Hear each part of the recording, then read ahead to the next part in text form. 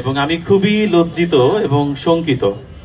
আমার মনে পড়ছে এই মুহূর্তে আমাদের বিশ্বকবি রবীন্দ্রনাথ ঠাকুরের কাহিনী কাব্যগ্রন্থের একটি কবিতার একটি লাইন আছে, যেখানে এমন আছে যে যে অলৌকিক আনন্দের ভার বিধাতা যাহারে দেন তাহার বক্ষে বেদনা অপার। এখানে যারা আয়োজক আছেন মূলত সবাই আমাকে তৈরি করেছেন, তৈরি হতে দিয়েছেন, শিখিয়েছেন, প্রতিনিয়ত শিখিয়েছেন, এখন পর্যন্ত শেখাচ্ছেন।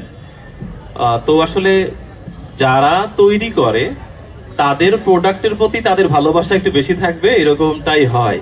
তো আমার মনে হয় সেই স্বজন প্রীতিটাই হয়েছে, এবং এত বেশি প্রশংসা আমার জন্য হজম করাটা খুব কঠিন।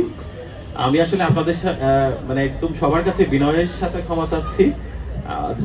বিগত যে যা বলেছে অনেক বাড়িয়ে বলেছে, এতটা নয়, কিছু করতে পারিনি। এবং এই জেলায় অনেকে অনেক কিছু করে, নীরবে নিভৃতে অনেক কাজ করে, এবং তাদের আসলে অনেক সম্মান প্রাপ্তি বাকি আছে।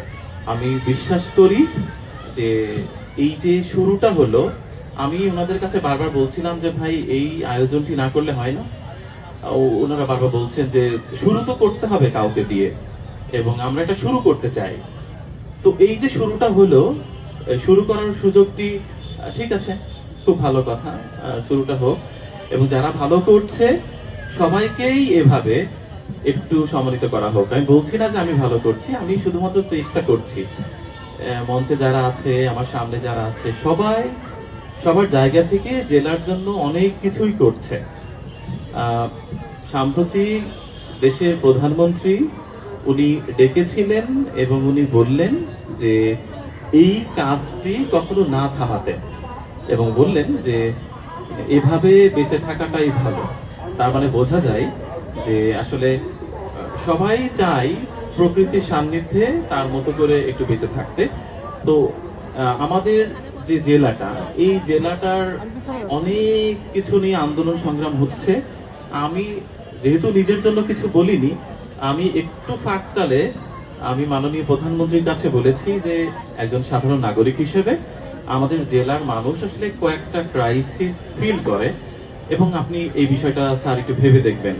উনি খুব হাস্যোজ্জ্বল ভাবেই বললেন যে আচ্ছা ঠিক আছে, যেহেতু আপনি নিজের জন্য কিছু চাননি, আমি বলেছি যে আপনার কি হলে ভালো হয় বা আমি কি করব আপনার জন্য। আপনি বলেছেন আপনার কিছু লাগবে না, শুধু দোয়া লাগবে, ঠিক আছে তো বলুন। আমি তখন বলেছি যে আমাদের রেল লাইনের ব্যাপারটা নিয়ে অনেক কথা হচ্ছে দীর্ঘ সময়ে, স্যার এইটা একটু ভেবে দেখবেন। তো উনি বলেছেন যে শহর ভেঙে রেল লাইন করাটা হয়তো বা দূরও হবে জুয়েল, তবে শহরের পাশ দিয়ে করলে তার সমস্যা নেই। শহরটা সাজানো, শহরটা ভেঙে কিলাম, শহরে বাইরে হলেও চেষ্টা করা হবে ইনশাল্লাহ। তো এই ব্যাপারটা খুবই ভালো লেগেছে। উনি বলেছেন যে এটা উনি মাথায় রাখবেন। আর বাকি যে দাবিগুলো আছে সেটা তো আমাদের জেলার সুযোগ্য সন্তান আইনমন্ত্রী তিনি রয়েছেন, তিনি তো দেখভাল করছেনই। আমার কাছে মনে হলো আমি সুযোগ পেলাম গল্পে গল্পে একটা কথা বলে দিই। এখন সবচেয়ে বড় কথা হচ্ছে আপনারা যেটা করেছেন আমার জন্য, আমি জানি না এই ঋণ কখনো পরিশোধযোগ্য কিনা বা পরিশোধ করার সুযোগ হবে কিনা, সম্ভবত হবে না। আর আমি আসলে খুবই আপ্লুত। আমি যাদের হাতে তৈরি, যারা আমাকে কথা বলা শিখিয়েছে, প্রতিনিয়ত শেখাচ্ছে, ঠিক তাদের কাছ থেকে কোনো একটা সম্মান পাওয়াটা রীতিমতো অনেক বড় ব্যাপার। কারণ আমরা তো বাংলাদেশের প্রায় প্রত্যেকটা বিশ্ববিদ্যালয়েই আমরা কথা বলার সুযোগ পেয়েছি, সেখান থেকে ভালোবাসাটা পেয়েছি। তো আমার মনে হয় যে সবগুলো ভালোবাসা ছাপিয়ে গেল নিজের কাছের মানুষদের ভালোবাসা, এবং দায়িত্ববোধটাও বেড়ে গেল। কারণ আপনি যত বেশি প্রশংসিত হবেন ততই কিন্তু আসলে আপনার উপরে প্রেশার হবে। অনেক কাজ এবং কাজের যে মানটা সেটিও কখনো পূর্ণ করার সুযোগ নেই। মোটামুটি আসলে প্রত্যেকটা অর্জনই মানুষের জন্য একটা নতুন দায়িত্ববোধ চাপিয়ে দেয়। তো ওই যে বললাম না যে আপনি সবাই আমাকে অনেক ভালো বলছে, আমার শুনতে কোথাও ভালো লাগছে, কিন্তু ভেতরে ভেতরে না একটা নীরব একটা দুঃখ বোধ জন্মাচ্ছে। ওই যে বললাম রবি ঠাকুরের সেই উক্তিটি যে অলৌকিক আনন্দের ভার বিধাতা যাহারে দেন তাহার পক্ষে বেদনা অপার, এই কাহিনী কাব্যগ্রন্থের এই উক্তিটি আমার বারবার মনে পড়ছিল। তো সেই জায়গা থেকে আসলে আমার বারবার মনে হচ্ছিল যে এতটার যোগ্য আমি নই, যতটুকু ভালোবাসা আপনারা দিচ্ছেন আমি কৃতজ্ঞ, একেবারেই কৃতজ্ঞ। আমি জানি না যে আসলে কিভাবে এই কৃতজ্ঞতা পরিশোধযোগ্য। সবার ভালোবাসা না থাকলে কখনো কোনো কাজ করা যায় না। এখানে ক্যামেরা অনেকের সামনে রয়েছে, ক্যামেরা এই সবাই আমার জীবনের গুরুত্বপূর্ণ মানুষ এবং সবাই আমাকে প্রতিনিয়ত শিখিয়েছে, শেখাচ্ছে। তো আসলে দেখেন, কোনো মানুষের অর্জন কিন্তু এককভাবে হয় না। প্রথমত সৃষ্টিকর্তা তার উপরে সেই ভালোবাসা বোধটা প্রকাশ করেন বলে এই অর্জন বা কোনো সম্মান প্রাপ্তি তার ঘটে। দ্বিতীয়ত হচ্ছে বাবা মা, তারপর নিজের কাছের মানুষ, শহরের মানুষ, বংশের মানুষ, গ্রামের মানুষ, সবার অবদান আছে। কারোর অবদানই অস্বীকার করার সুযোগ নেই।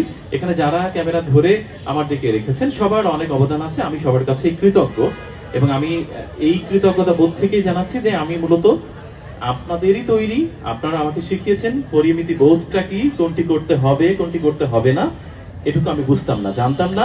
আপনারা শিখিয়েছেন বারবার এবং সেই জায়গা থেকে আমি আসলে ভীষণভাবেই সৌভাগ্যবান যে আমি আপনাদের ওইটুকু গ্রহণ করতে পেরেছি। এবং সামনে আমাদের কিছুক্ষণ আগে আবৃত্তি করলেন আমাদের মাজেদ ভাই, বড় ভাই, যার ভরাট কণ্ঠস্বর শুনলে এখনো পর্যন্ত আমার গায়ে কাটা দিয়ে ওঠে। সাংগঠনিক দক্ষতা কাকে বলে আমাদের লিটন ভাইকে দেখে বোঝা যায়, গোর্কি ভাইকে দেখে বোঝা যায় যে আসলে বড় মানুষ হতে গেলে সবাইকে নিয়ে চলতে হয়। এই যে আমাদের সঙ্গীত শিল্পী ভাই রয়েছে, আমাদের হেপি গ্রুপে লিমন ভাই রয়েছে, আমার সামনে আমাদের অ্যাডভোকেট সিনিয়র ভাই রয়েছে, আমাদের মানে অনেক বড় মানুষ রয়েছে। তো সেই জায়গা থেকে আসলে আমি খুব ক্ষুদ্র মানুষ। আপনারা আমাকে যে ভালোবাসাটা দিয়েছেন হৃদয়ের একেবারে মণিকোঠায়, সেটাকে আমি আবদ্ধ রাখবো এবং কৃতজ্ঞতা জ্ঞাপন করছি। এবং আজকের এই কথা বলাটার পেছনে আসলে আমার সহধর্মিনীর অনেক কন্ট্রিবিউশন রয়েছে, যে না থাকলে হয়তোবা আমি এখানে দাঁড়াতে পারতাম না। সে আমাকে বলেছে যে জীবনে আসলে হয় হেরে যেতে হয়, না হলে জিততে হয়, এই মাঝামাঝি থাকার না কোনো সুযোগ নেই। এবং আমি তখন অনেকভাবে খেপে যেতাম যে আমার কেন যেন ওই একটা ঝুঁকি নিতে সবসময় আমার ভয় করতো। তো ও সবসময় বলতো যে আমি একটা ক্যান্সার আক্রান্ত রোগী হয়ে যদি আমি এই রিস্কটা নিতে পারি তাহলে তুমি কেন পারবে না। তো এই যে সবসময় সময়টা করে দেয়া, দেখুন আসলে আপনার দরজার উপাসের মানুষটা যদি আপনার পেশাটাকে রেসপেক্ট না করে, যদি আপনার পেশাটাকে সে প্রাধান্য না দেয়, আপনার ছুটে চলাটাকে যদি সে এনজয় না করে, তাহলে না আমার মনে হয় না কখনো সম্ভব কিছু করা। আমি সবসময় বলি যে ভালো এমপ্লয়ি কখনো ভালো হাজবেন্ড হয় না, ভালো হাজবেন্ড কখনো ভালো এমপ্লয়ি হয় না। ভালো এমপ্লয়ি হতে গেলে স্ত্রীর বার্থডে ভুলে যেতে হয়, শালিকার সাথে সময় দিতে হবে সেটা ভুলে যায়, সন্তানকে ভালোবাসতে হবে সেটাও মাঝে মাঝে ভুলে যেতে হয়। আর যে ভালো স্বামী সে কিন্তু ভালো এমপ্লয়ি হতে পারে না। তখন তার আসলে বাড়ি গিয়ে দরজার পাশেই অফিসটা থাকে বা তার কর্মের ব্যাপারটা থাকে। আমার ব্যাপারটা যেরকম, আমাকে যে এখনো পড়ালেখা করার সুযোগও করে দেয়, এটুকু আসলে আমি তার কাছে চিরকৃতজ্ঞ এবং ঋণী।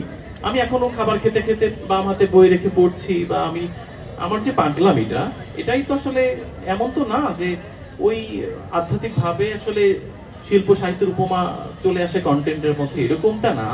মূলত আমাকে আসলে চর্চাটা করতে হয়, সবাই করা লাগে, আমি যে অনেক পড়ি এরকম না, কিন্তু ওই যে ওই সুযোগটা করে দেয়া, বা হচ্ছে ঈদের আগে শপিং না করেও একটু নতুন নতুন বই কিনে আনা, এই ধৈর্যটা ওর ছিল, স্ত্রী হিসাবে গ্রহণ করেছে বলেই সম্ভব হয়েছে। আসলে আমি তার কাছে মানে তার কাছে আমি অনেক ঋণী, এই ঋণ পরিশোধযোগ্য একেবারেই না। দ্বিতীয় হচ্ছে এই যে ক্যামেরার পেছনে যারা থাকে মূলত তাদেরই কিন্তু সবচেয়ে বড় অবদান। আমি তো সামনে গিয়ে একটু বক বক করি, ক্যামেরার পেছনে অনেক পরিশ্রম, এটার গল্প অনেকেই জানে না। ক্যামেরার পেছনে যত যুদ্ধ, ক্যামেরার পেছনে দুটো ভাই আছে, তারা অক্লান্ত পরিশ্রম করে, এই সব অর্জনই আমি তাদেরকে দিয়ে দিই। আমি যেখানেই যাই, ঢাকা বিশ্ববিদ্যালয় থেকে অ্যাওয়ার্ডের সময় আমি তাদেরকে এগিয়ে দিয়েছি, ভাই এই অর্জন আপনাদের। আমি খুব নগণ্য তুচ্ছ মানুষ, আমার আসলে এত ভারত্ব নেই, এত কিছু বহন করার যোগ্যতা দক্ষতা নেই, এগুলো আপনাদের অর্জন। আপনারা অনেক কিছু করেন, ক্যামেরার পেছনে যুদ্ধ করেন।